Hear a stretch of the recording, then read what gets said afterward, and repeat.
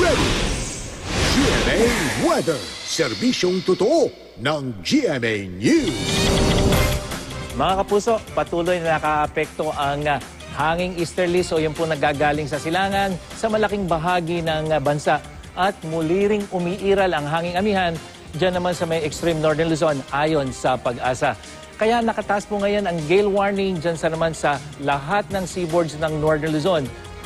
Western, northern at eastern. Kaya wag muna pong pumalaw dyan yung mga may maliliit na sasakyang pandagat.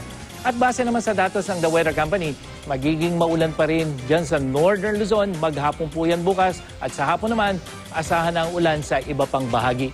Hapon hanggang gabi ring asahan ang ulan sa Metro Manila lalo na pagdating ng gabi. Uulanin din ang Eastern Visayas habang mas maaliwalas naman sa ibang bahagi. Sa Mindanao, sa hapon mataas ang tsansa ng ulan, partikular na dyan sa rehiyon ng Zamboanga, dyan sa may ARMM hanggang sa Sorsogon. Mang Tani, nag-post po si Paulo Lim sa magtanong kay Mang Tani, ano raw ang tinatawag na jet stream at may epekto ba raw yung jet stream na yan dito sa Pilipinas? Mang Tani? Yes, Mike, Paulo. Yung jet stream ay yung malakas na hangin dyan sa itaas na bahagi ng atmosphere dyan sa Metropopause.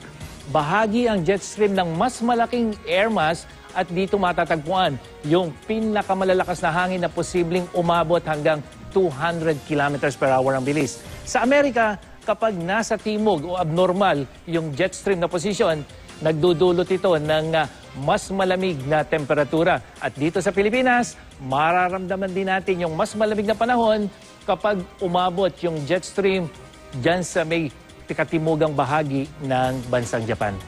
Yan ang latest mula sa GMA Weather. Ako po si Nathaniel Cruz. Magplano para sigurado. I am ready. Serbisyong totoo ng GMA News.